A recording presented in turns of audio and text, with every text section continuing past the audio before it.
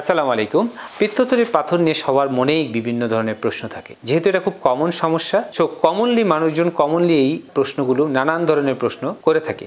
এর মধ্যে একটি প্রশ্ন হচ্ছে, পুরুষদেরও কি পিত্তথলির পাথর হতে পারে? আচ্ছা, পিত্তথলির পাথর কিন্তু মহিলাদের ক্ষেত্রে কমন। আমরা বলি 5F, এই 5F গ্রুপের মধ্যে যারা আছে তাদের ক্ষেত্রে পিত্তথলির পাথর হওয়ার ঝুঁকি অনেক বেশি। এরা কারা? ফিমেল যদি মহিলা হয়, ফ্যাটি যদি শরীরে অতিরিক্ত চর্বি থাকে, ফেয়ার যাদের ফেয়ার কমপ্লেক্সন হোয়াইট পিপল তাদের বেশি হয়, 40 এজের পরে বেশি হয়, লাস্ট হচ্ছে ফার্টাইল মানে যাদের বেবি বেশি তাদের ক্ষেত্রেও পিত্তথলির পাথর হওয়ার সম্ভাবনা থাকে। এই সব কটা কজই কিন্তু মহিলাদের সাথে রিলেটেড, কিন্তু তারপরেও পিত্তথলির পাথর পুরুষদের ক্ষেত্রেও হতে পারে। যেমন চর্বি যদি বেশি থাকে তাহলে পিত্তথলির পাথর পুরুষদের ক্ষেত্রেও হওয়ার সম্ভাবনা থাকে।